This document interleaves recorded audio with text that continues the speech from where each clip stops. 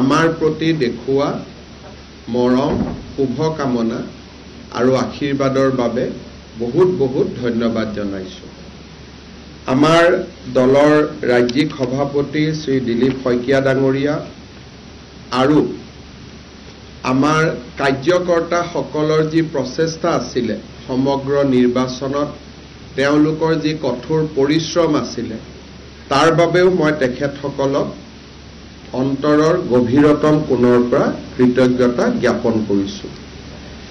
নিৰ্বাচনৰ প্ৰকৃত যিটো ফলাফল এই ফলাফলটো নিৰ্বাচনী আয়োগে আনুষ্ঠানিকভাৱে এতিয়াও প্ৰকাশ কৰা নাই, কিন্তু জিলা আয়ুক্তসকলে নিৰ্বাচনী ফলাফল আনুষ্ঠানিকভাৱে প্ৰকাশ কৰিছে আৰু আমি প্ৰত্যেকখন জিলাৰ পৰা সংগ্ৰহ কৰা কিছু ডেটা বা আমি প্ৰত্যেকখন জিলাৰ পৰা আমি যি ধৰণে আমি ডাটা পাইছোঁ তাৰ ভিতৰতে আমি আমাৰ ফলাফলখিনি ক'ব বিচাৰিছোঁ। হয়তো শেষ ব্যাখ্যাত কৰবাত এখন আসন বেছি কৰবাত এখন আসন কম হ'ব পাৰে, কিন্তু ৰাফলি নিৰ্বাচনৰ ফলাফল এইটোৱে বুলি আমি গ্ৰহণ কৰিব পাৰোঁ। জিলা পৰিষদত আপোনালোকে জানে যে আমাৰ সৰ্বমুঠ যি আসন আছিলে সেই সৰ্বমুঠ আসন আছিলে 397টা আৰু এই 397খন আসনৰ ভিতৰত আমাৰ গণপৰিষদ দল আৰু ভাৰতীয় জনতা পাৰ্টীয়ে আমি নিৰ্বাচনত সম্পূৰ্ণ এটা মিত্ৰ দল হিচাপে প্ৰতিদ্বন্দ্বিতা কৰিছিলোঁ আৰু আমাৰ হাতত থকা তথ্য মতে 300টা সিটত আমি নিশ্চিত বিজয় হৈছোঁ। এটা সিটৰ ওপৰত অলপ কনফিউজন আছে, এখন হিচাপ কৰিলে আমি এটা সিট পোৱা দেখুৱাই এটা হিচাপ কৰিলে নোপোৱা দেখুৱাই, কিন্তু আমি 300 বুলি এটা ফিগাৰ এটা আমি ল'ব খুজিছোঁ আৰু এই 300 যদি আপোনালোকে ভাগ কৰিব খোজে যে 300টো আমি কেনেকৈ ভাগ কৰিম, 200 ইয়াত 72টা সিট ভাৰতীয় জনতা পাৰ্টীয়ে লাভ কৰিছে আৰু 28টা সিট আমাৰ অসম গণ পৰিষদ দলে লাভ কৰিছে।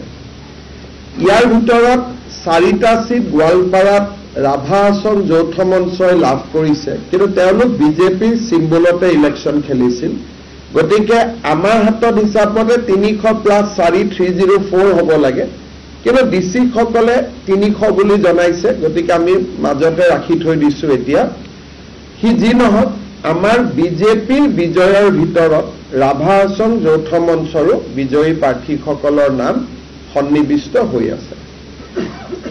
আৰু যদি আমি হিচাপ কৰি চাওঁ এইবাৰ মিত্ৰ দলে জিকাৰ যিটো সমানুপাতিক যে আমি কিমান পাৰ্চেণ্টেজ জিকিলোঁ 76.27% সিটত ভাৰতীয় জনতা পাৰ্টি আৰু আমাৰ মিত্ৰ দল অৰ্থাৎ NDA এইবাৰ 76.22% সিটত আমি জয়লাভ কৰিছোঁ।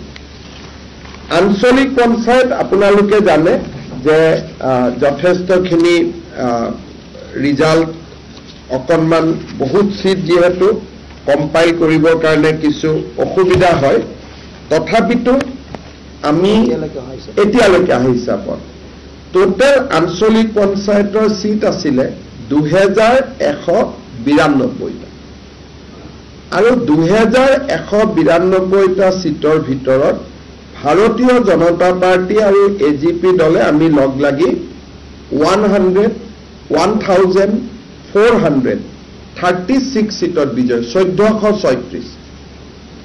যদি আমি ব্ৰেকআপ কৰোঁ 1265টা ভাৰতীয় জনতা পাৰ্টি আৰু 171টা আমাৰ অসম গণ পৰিষদ সম্পূৰ্ণ মিলি 1436টা সিট।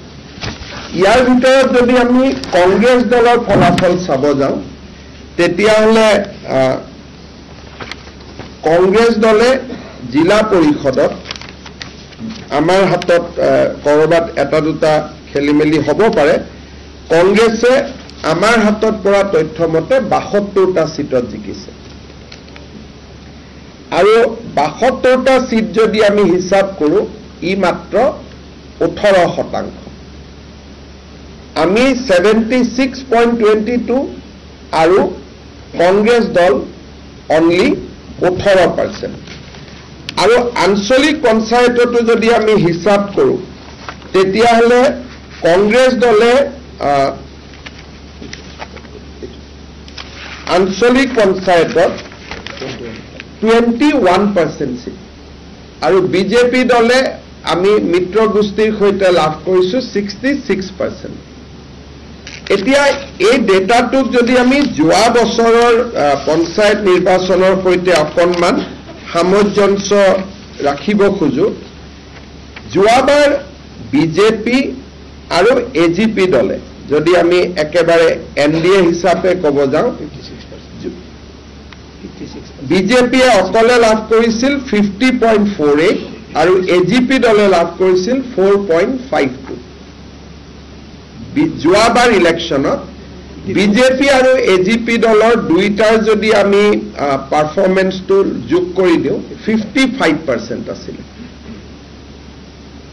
আৰু যদি অকণমান আৰু চাব যায় বিজেপি আৰু এজিপি লগাই যোৱাবাৰ আমি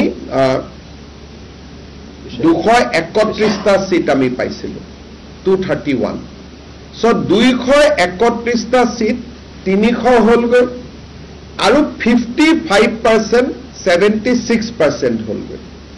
কংগ্ৰেছ দলৰ ইন্টাৰেষ্টিং হল যে যোৱাবাৰ কংগ্ৰেছ দলে 35% সিট জিকিছিলে অলমোষ্ট জিলা পৰিষদত আৰু 35%ৰ জায়গাত এইবাৰ তেওঁলোকে 18% জিকিলে যিটো আমি হাফত পুৰা হাফ বুলি নকৈ 36 হ'ব হাফৰ ওচৰে পাজৰে 18%।